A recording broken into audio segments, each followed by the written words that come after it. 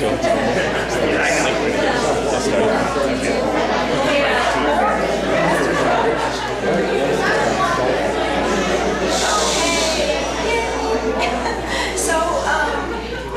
this is a really great turnout.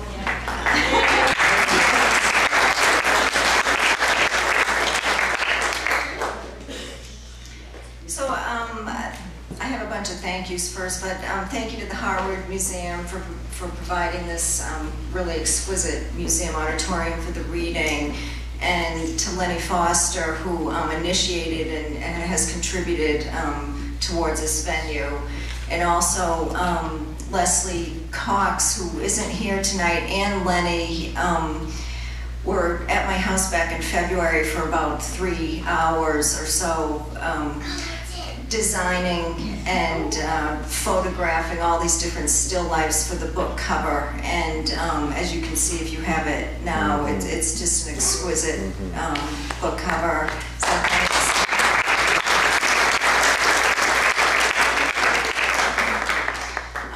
Rebecca Lenzini at Nighthawk Press, who generously published A Life Well Worn. Thanks so much.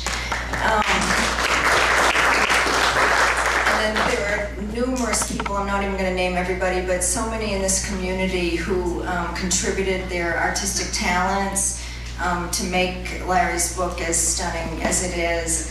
And most thanks goes to Larry's children and grandchildren who live in Taos and who came home to Taos from all over the country for this weekend of honoring Larry. A Life Well Worn is for you.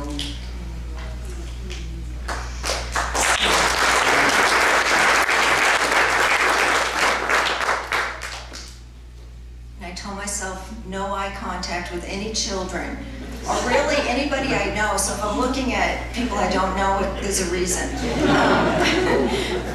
5 months ago, on January 11th, after watching a late night movie, 5 months ago on January 11th, after watching a late night movie, at the end of another full day, some really great rock and roll music started playing at the end of the movie once the picture stopped on the TV screen. Larry jumped off the couch and started dancing fast and furiously, in a way I'd not seen him dance in a few years. His gestures, large, wide, spastic even, and he often described his dance movements as spastic, seemed to be never ending to the music that was impossible to sit still to. And within a couple of minutes, I too jumped up and started dancing with him, laughing my head off, while his expression was somewhere between that serious, trying not to laugh look and wide open and funny. We were funny in this moment together as Demetra looked on, almost screeching, "You two were freaking me out." Yes, this is the Larry I will always remember, the untamed man on the dance floor who twirled and swirled me with his oversized gestures. For it was early the next morning that the entire universe shifted into quietness. Last fall, when Larry was nearing completion of his book, I spent a weekend in my cabin reading again, at least for the 15th time, this one completed version. When I emerged from my cabin and handed him back the copy, he skimmed through, saw my numerous annotations, cuts, additions, question marks, and said, "I thought I was finished." And I said, "Not yet. I need more clarity, or I don't like that ending," and reminded him about all the times he'd not seen me for days as I was fine-tuning my own work. I smiled at him, back to work. About 7 years ago, I encouraged Larry to attend a local writing class that was held in the evenings, his first ever, because, well, he had so many stories to tell. He was fearful, insecure, twitching as he left the house. 3 hours later, he returned ecstatic, almost childlike. "They liked the piece I wrote," he exclaimed, almost blushing. And that was it. He was hooked on the art of storytelling in the form of writing. He was hooked on the group dynamic of an adult house writing class. He was hooked on the gratification of feedback, of hearing others' stories, of having his stories heard. And thus began the writing career, the new passion of Larry Schreiber's life, something new at this difficult turning point of his life that he felt proud of. As he slowed down with doctoring, he picked up his pace of writing, of having his stories, his life pulled out of him, thanks to the generous heart and patience of Veronica Golos, who spent over 2 years almost living at our house, it seemed. I'd find him sprawled out on the bed, on the floors and rugs, with versions of his stories. He took over the main computer in the house and all the desktops and desk drawers. Version after version of his stories began to pile up, and because he could never throw anything away, the piles were high, and most of them had pages that were upside down and shoved in sideways. I suggested he staple or paperclip each version, and at times he did, and many times he still did not. Dozens and dozens of ink cartridges were bought, and ream after ream of printing paper came into the house. He did not understand the word recycle. Numerous times during the last 6 months of Larry's life, he said, "If I die before the book is finished, please finish it for me, for the children." Larry did finish A Life Well Worn. In fact, just days before his stroke, he'd met with Rebecca Lenzini as he decided that he wanted Nighthawk Press as his publisher. Since then, it has taken 4 months to perfect, I hope, A Life Well Worn, 4 months and 7 years to bring Larry's new passion of writing to life for his children. This is a book written by the most magnificent man I've ever known, written with the fervor and joy of one who loved life, giving out to others and receiving back the benefits of what he so well deserved. If he'd had more time, he would have continued writing, would have brought forth still more of what life meant to him. And this evening, 4 of his children, my stepchildren, Carol and Chaz's children, Yuri, Ronaldo, Jordan, and Lucas, will share with you pieces they feel moved to read.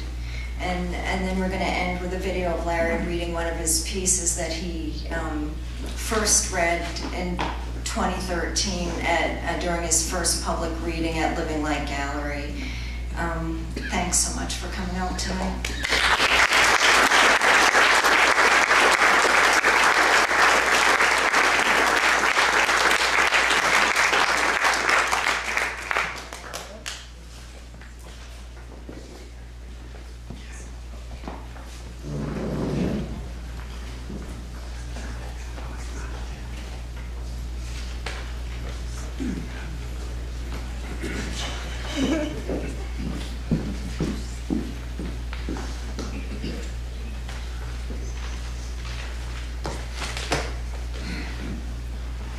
Father and doctor, in medicine, we strive to keep order, follow protocols, yet we must constantly deal with messes, hemorrhages and holes that must be filled and repaired before we can return to our protocols.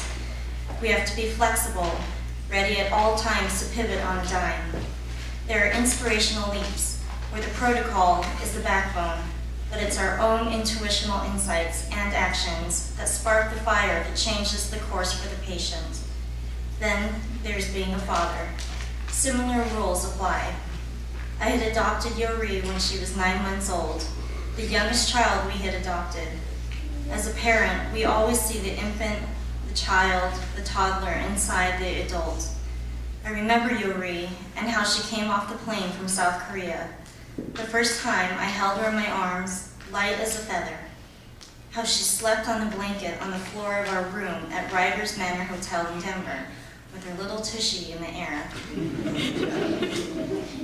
And now, here she was, 27 years later, in operating room B, giving birth and hemorrhaging. Her blood was not clotting. The surgeon's sutures only created more tears, so pressure had to be applied on the wound to stop the bleeding. I feared I was watching the death of my daughter, not the birth of my granddaughter. Yuri had a complication of pregnancy. Her placenta separated prematurely from the uterine wall. This led to disseminated intravascular coagulation. Red blood cells and platelets fell to dangerous levels, and clotting factors were consumed by mini clots throughout her body, leaving her without the ability to stop bleeding. Holy Cross Hospital, being a small and isolated facility in northern New Mexico, did not have platelets, so the platelets had to be transported by the New Mexico State Police from Santa Fe to Taos. The small amount of fresh frozen plasma that carries the clotting factors had to be thawed out in the hospital lab. My son Lucas stood near my shoulder. Like me, he was a doctor, but also a brother to Yuri. We couldn't speak. Fear lodged in our throats like stones. We looked at each other, silent, as Yuri continued to bleed. Yuri had seen too many operating rooms. Born with a cleft lip and palate, her face had been stretched and sewn and put together by modern medicine, following protocols. I thought over and over, will her life end here? I was calm, which surprised me. Well, maybe focused is a better word. I thought if I just concentrated all my thoughts and feelings on her, I could keep her alive. If I just stayed by her, I could ward off the bleeding. I would be an instrument for saving her life. I could. The operating room wasn't any different from the scores of others I had seen before. At chest level, separating Yuri's face from her body, was a metal rod draped with sterile blue paper. A white paper hat covered her hair, while the nurse anesthetist stood at her head, monitoring her vital signs. The surgeon operated from the right side of Yuri's body. Next to her, the scrub nurse handed her instruments. On the left side stood the surgical assistant. A circulating nurse stood ready outside the sterile field. I stood 6 feet away on her left side in scrubs next to Lucas, where we could see Yuri's face. Soon, a tug of war developed inside me.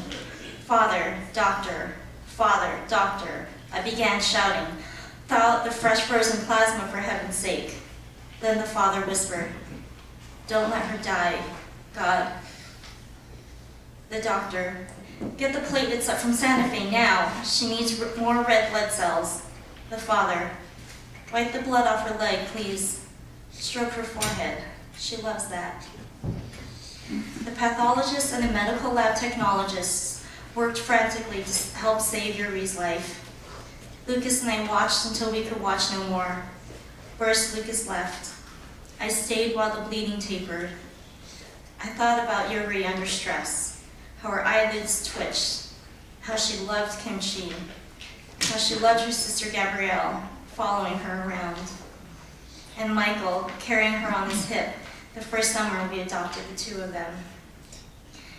When she was in a school play and forgot her line, she said aloud, I'm sorry. I wanted to grab her and say, you'll be okay.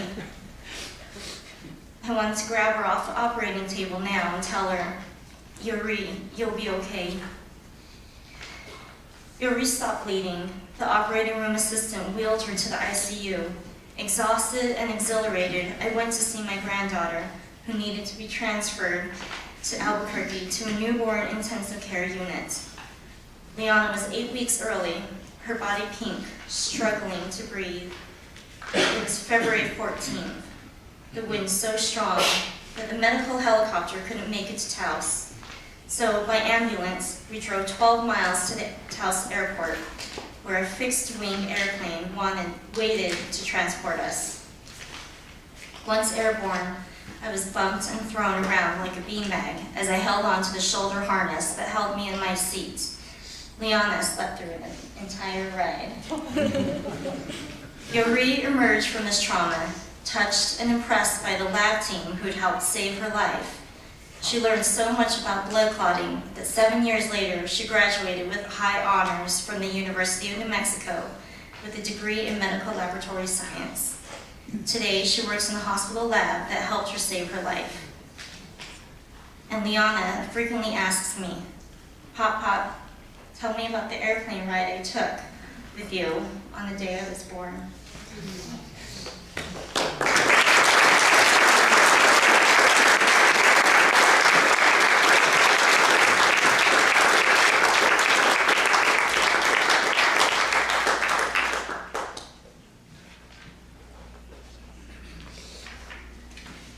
Good evening.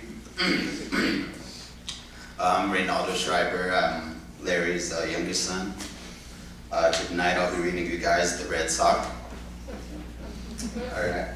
Meanwhile, back at the office, Rose, Cambodia, my private practice is moving at a snail's pace. It was so slow some days that I would leave and go to the tennis ranch where my children swam in a rundown old pool. My nurse Donna would beat me if a patient showed up. Eventually, the practice became overwhelmingly busy. I needed a partner. Ellen Warren, MG, joined me in 1982, and we became family practice associates of Taos. Practicing medicine in Taos during the 70s and 80s was very different than it is now. For one thing, family practice physicians had to do everything. There were very few specialists, no emergency room doctors, no inpatient hospitalists. I was often called to cover the ER to see unassigned patients who did not have a primary physician. Often tourists traveling through town. I was on call every night, and it wasn't unusual to be up 3 nights in a row. It was worse than being an intern. One night, an IV was dislodged from a patient, Sarah Lewis Hirschberg. She was very New York, even though she was from Pennsylvania, with a lot of class like this. She used to go to Santa Fe for dialysis. We didn't have a unit in Taos then, and bring me back a pastrami sandwich every week. That's a New Yorker. It didn't hurt that she was Jewish and knew good pastrami. Well, now Sarah Lewis Hirschberg was dying. The nurses couldn't get the IV back in. I was so tired, I didn't think I could make it to the hospital. Fortunately, Dr. Citrullo was there. Since he knew Miss Hirschberg, he told me to go back to sleep, that he would do the same, that he would do the chore. We walked into her room. He walked into her room and asked her where she wanted the IV. She replied in a thick New York accent, "In the patient in the next bed." Sarah died 4 hours later. Another time, I was called at 4 a.m. to evaluate a teenager in early labor who had no doctor, and to also see a man with chest pains, a tourist to weigh in on whether he had a myocardial infarction, a heart attack. It was what we label a soft call. Nobody really thought he was having a heart attack, they just wanted to be sure. I had delivered a baby the night before at 2 a.m., then admitted an alcoholic with a gastrointestinal bleed. I'd worked the entire day, gone home, and was finally blessedly asleep when the hospital called about 2 patients. Dressing quickly in the near dark, trying not to wake my family, I threw on a winter vest, preoccupied thinking of my plan of action for both of my new patients. I slipped on one red sock and somehow couldn't find the other one. After hopping around trying to find the other sock, I concluded that it was hopelessly lost. So I put on black socks and stuffed the one red sock into the pocket of my winter vest, too tired to put it away. In those pre-dawn hours, half awake, I traveled to the hospital, which was 17 miles south of my home in San Cristobal. I loved that drive, the occasional elk, the quietness of downtown Taos. At the hospital, I first went to the OB suite to see if the young woman was in active labor. She was in early labor and had a clear-cut rupture of her membranes, water, a clear fluid with cheesy substance vernix coming out. I didn't want to do too many pelvic exams on her because of the chance of infection, so I deferred on the exam until she entered more active labor. I reassured the grandmother, who seemed about my age, that everything would be okay. They both looked at me strangely, but I did not care or have time to analyze why. Next, off to the emergency room for the Texas tourist with typical chest pain. He was in his mid-40s, a smoker with high cholesterol.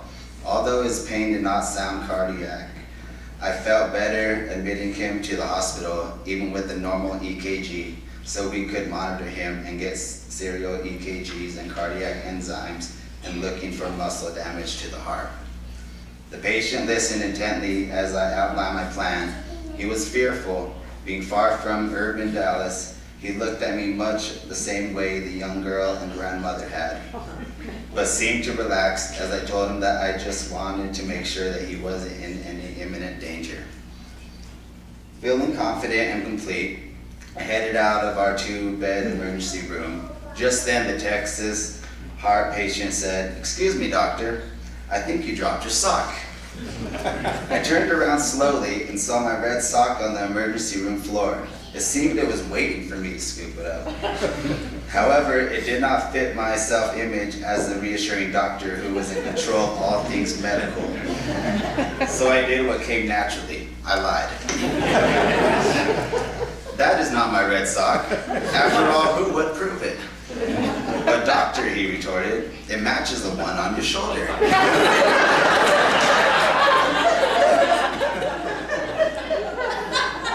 I should have replied, "Now where the hell did that come from?" Instead, I just leaned over, picked the red sock that had fallen from my pocket onto the floor, threw it over my other shoulder, shook hands with the Texan, and wordlessly stumbled out of the room feeling like a schmuck.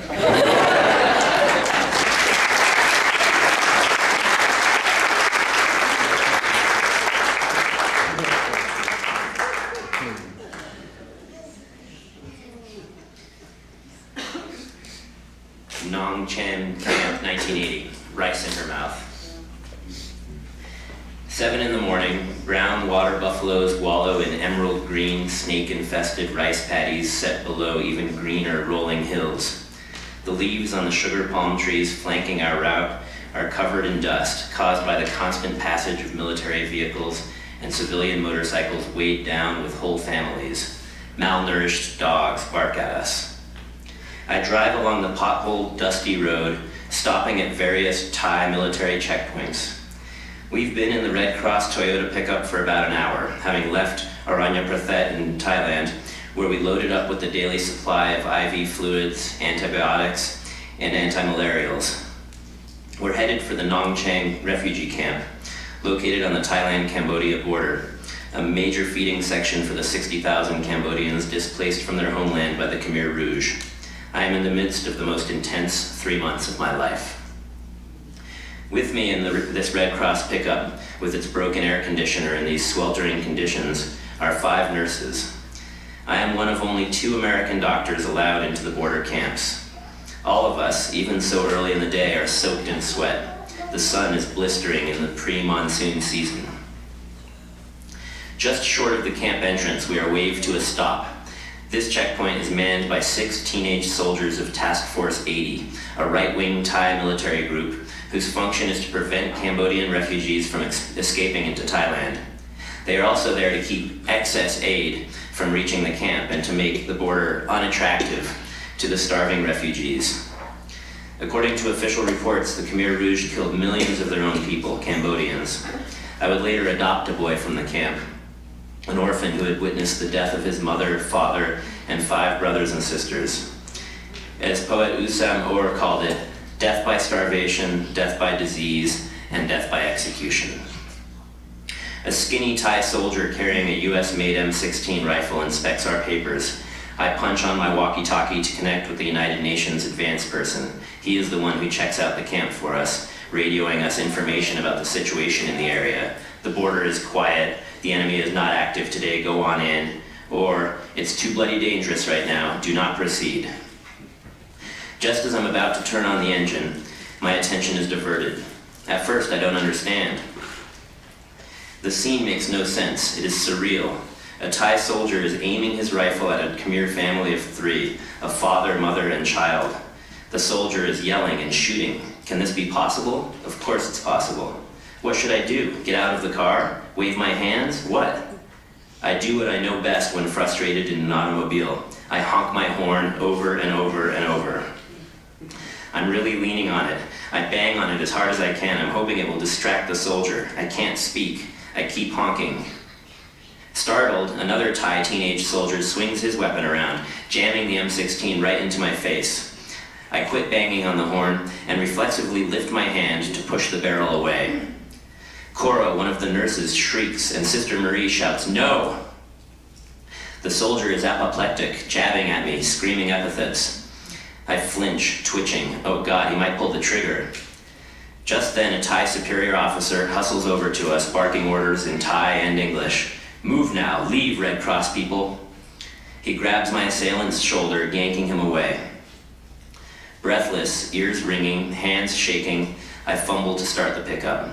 I hope our presence will prevent bloodshed, but we still hear shots being fired. I stall twice, then drive forward into the refugee camp. When we enter the camp, the banner over the entrance pisses me off more than usual. Welcome Thai Khmer Friendship Nongchen Camp. The nurses and I stumble out of the truck. Domre hurries over, clearly agitated.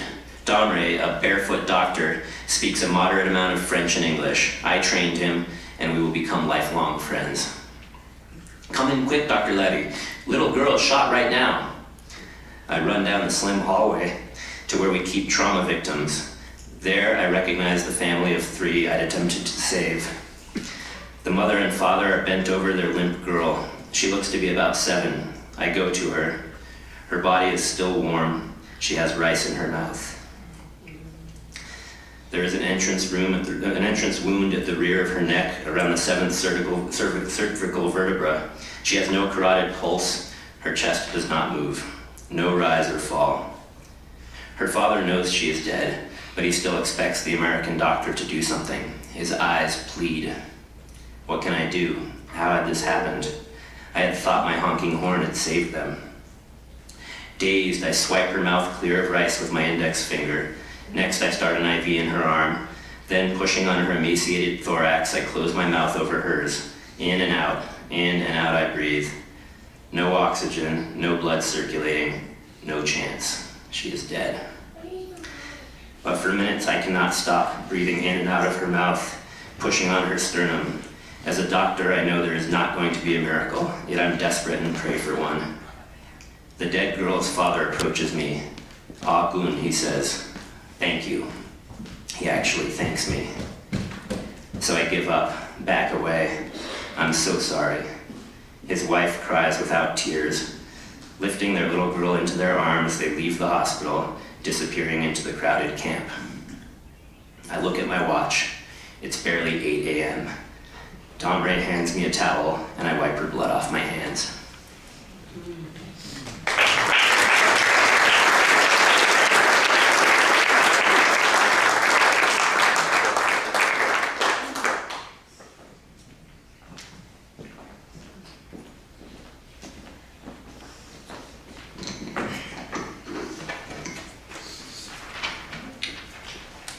A slippery slope. When I was diagnosed with Parkinson's, a friend of mine said, "At least you know what you have," implying, I guess, I know what will kill me, as opposed to not knowing. I told him, we don't work on a quota system.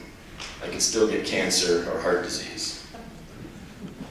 As I age and I accumulate other problems that go along with aging, I become a more challenging patient. My son Lucas has become my primary doctor. He wants it that way, and so do I. Still, is it fair that I burden my son? I ask myself that all the time. I worry about how stressful this must be for him. When I ask him about it, he says, "Pop, I'm fine."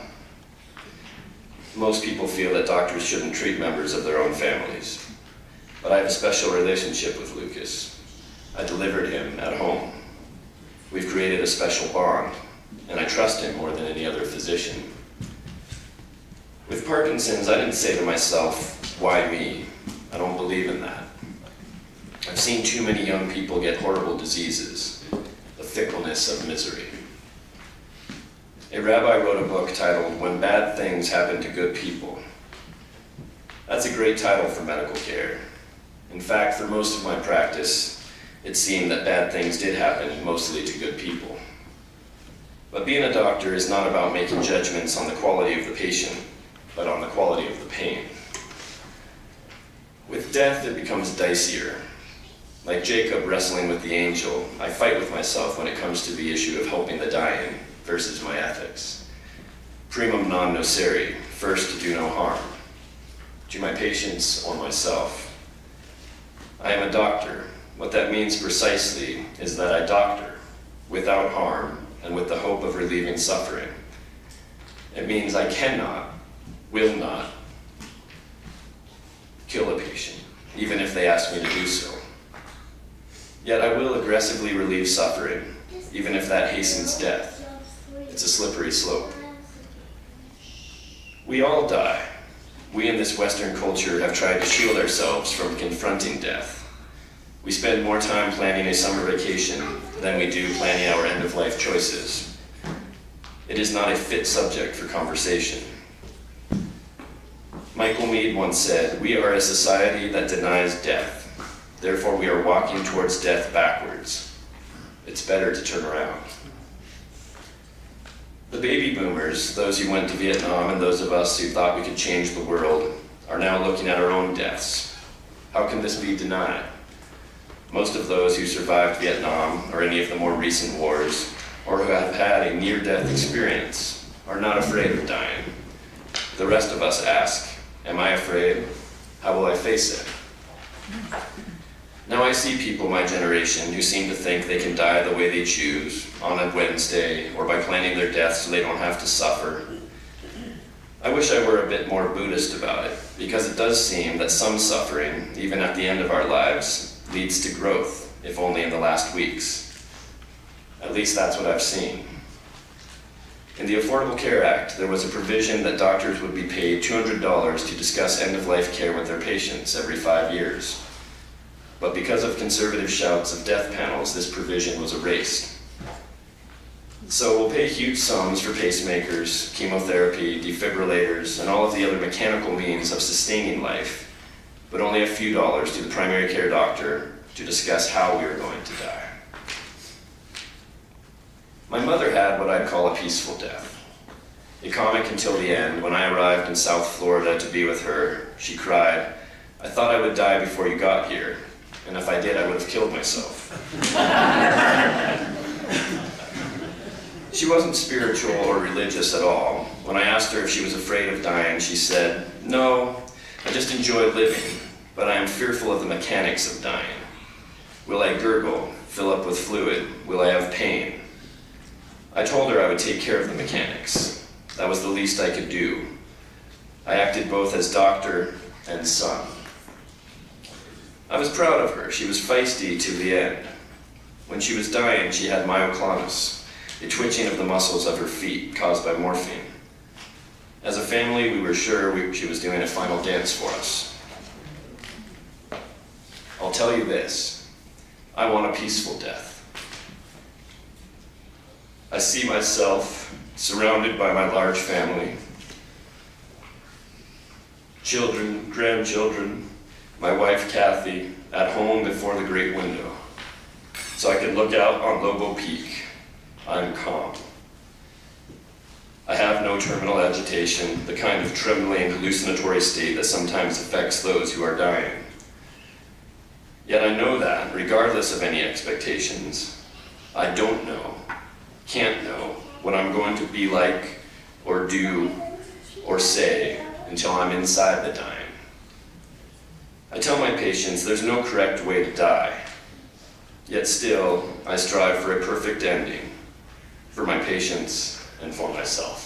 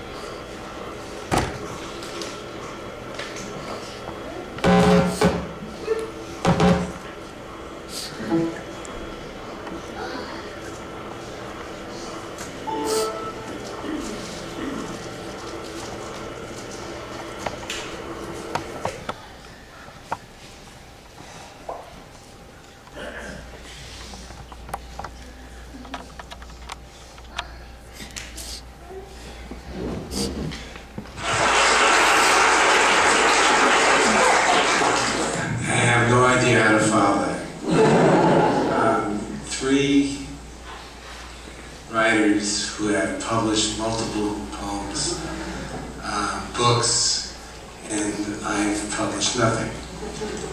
When I think of writers, I think of John. Are you still there? John Nichols, who complains to me that he can't come in for his office appointment at 11:45 because he writes all night and that's too early. As a family practitioner, I appreciate Ellen and Mark and Lucas and Yuri and Patrick and Gina and Lindsay and my brother and my nephew being here. As a family practitioner in this crazy, wonderful, weird town, I've been immersed in people's lives, sometimes very abruptly. I've seen helped a lot of your children being birthed, some of your parents crossing over, some of your spouses in their final stage, and watched as we've all aged together. So I decided 6 years ago to take a memoir course that Veronica Golos was giving. There was only one problem: I have a terrible memory. So when I started writing, I didn't know whether I was fictionalizing my entire life. And when I was a kid, I had this fantasy or nightmare that I was playing second base for the New York Yankees, having pushed Bobby Richardson out of the way. And it was the top of the ninth, and the pop ball was hit right to me. 56,800 people were watching me grab the pop ball and hit the mitt and fell out. And so in my great fantasy world, when I started writing, I imagined being a little grandiose, being on the Oprah show. And Oprah reading my vignettes and saying how wonderful it was. And then people by people, person by person from my past, from my ex-wife, that's not the way it happened. And my children come out and say, Pop, it never transpired that way. And nurses saying, were you practicing the same hospital I was at? So I went to Veronica. I didn't tell her all that. I just told her I was having trouble knowing what my truth was. And she said, your truth is your truth. And your memory is your memory. As long as you don't lie. And then I remember what my mother said. My mother always said, there's no sense telling a good story if you can't exaggerate. When I first came to town, I worked at the Cuesta Health Center. I was 29 years old, I had 3 little kids, and it was a federally funded clinic. And medicine was different then, just like the town is different. I mean, we changed culturally, population-wise. Remember when there were 2 lights?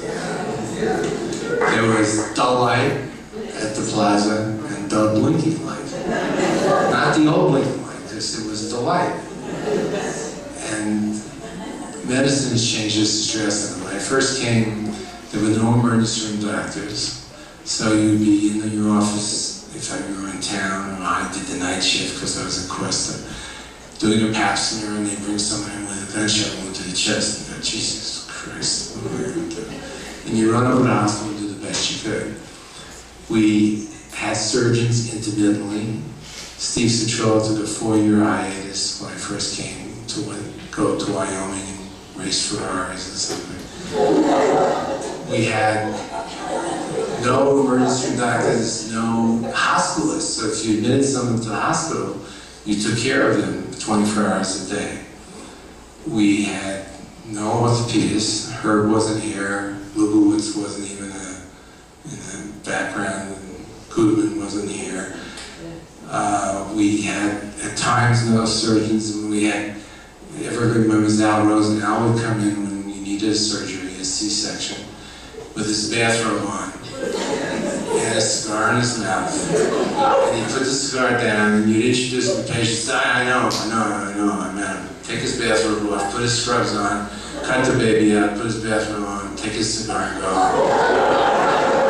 So the first story I'm going to read is called Mr. Jablonski. Now, Charlie Bonfanti's out of town.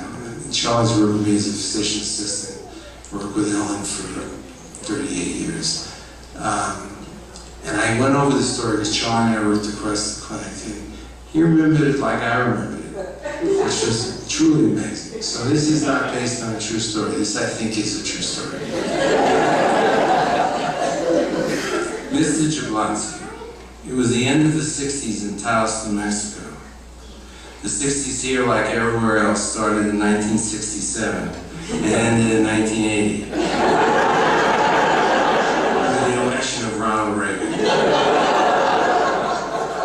So a summer day in 1976, Manby Hot Springs, Arroyo Hondo. I'm a bit awkward, doodlessly naked, with my 3 oldest kids in the same lukewarm springs made famous by Dennis Hopper in the movie Easy Rider. "Where did you get that boo-boo on your butt?" asked my youngest wide-eyed son Lucas. Always a good diagnosis. Looking over my right shoulder at the large ecumenic orange and purple bruise, I smiled and cringed simultaneously. It was my fault. It began appropriately enough with pity. Pity for Police Chief William Taggart. Chief Taggart had that Don Knotts quality about him. All 5 feet 6 inches, 115 pounds of him, with one of the worst essential tremors I've ever seen.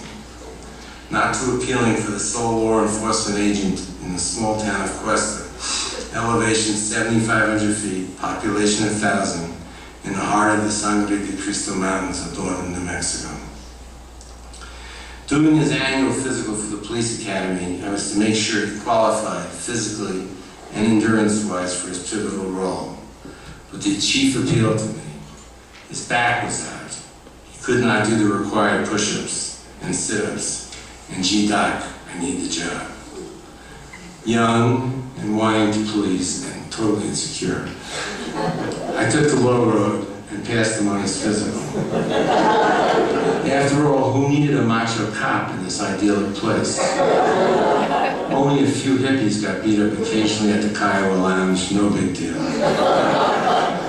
And then, a few days later, the EMTs brought in Mr. Jablonski to the Cuesta Health Center.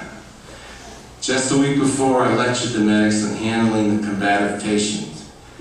And oh, how I loved to teach in those days, and especially to be proven right. So when the medics brought in Jablonski, a potentially dangerous and psychotic patient, I took it as an opportunity to teach and to shine. Astutely, I sized him up, realizing something was not quite right. This wild-haired Eastern European started hallucinating. I looked at his eyes and noticed his glasses lacked one important component: lenses. Obviously paranoid schizophrenic, he was rambling in English and Polish, obsessing about his hemorrhoids. But he wouldn't allow me within 3 feet of his anal varicose. Then a voice assistant, God bless her, my trusted LPM, remembering a prior patient, asked that she should summon the Polish translator. Knowing Mrs. Shukovitz lived 20 miles north in Costilla, on the Colorado line, and as a full-time aide, has little expertise with psychotic, eyeglass, lensless men with bleeding hemorrhoids. I shook my head. Jablonski got more excited. I couldn't help notice the EMTs over my shoulder. I enjoyed the attention and looked forward to a satisfactory resolution. Jablonski kept on about his hemorrhoids and his need for psychic healing, not including a proctoscopic exam. So then I summed it up. Well, Mr. Jablonski, I think you need a hospital. Yes, Jablonski enthusiastically concurred. And a hospital that could treat your hemorrhoids and your justifiable emotional needs. Jablonski nodded, agreeing with every word. Therefore, the best hospital is the State Psychiatric Hospital, just over the pass in Las Vegas, New Mexico. Again, Jablonski nodded at my suggestions as if they were written on slate. And finally, since you have no car, our gentle police chief, William Taggart, will gladly transport you.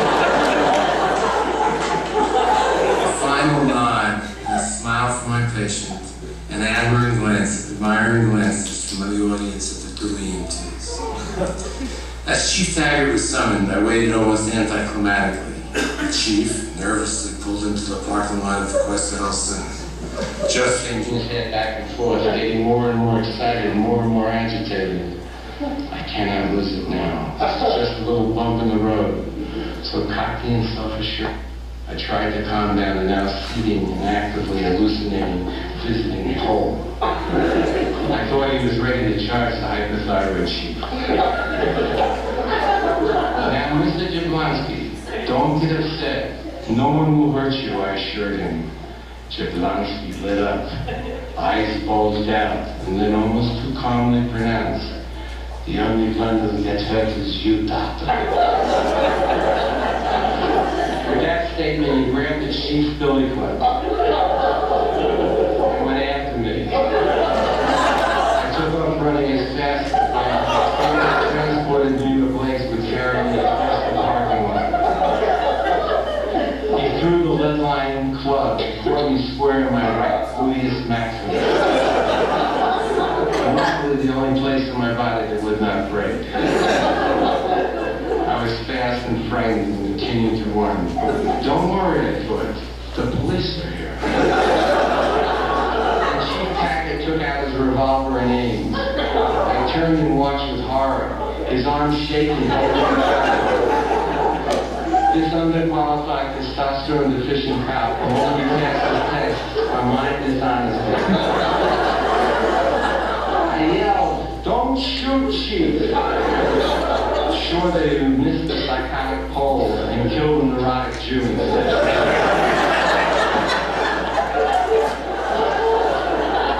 Taggart dropped his gun by his side, and knowing his own capabilities, did what he did best, nothing. My hand shaking, I opened the truck door. As I tried to start the ignition, Jablonski, having reclaimed the club, jumped on the hood and was about to smash in the windshield.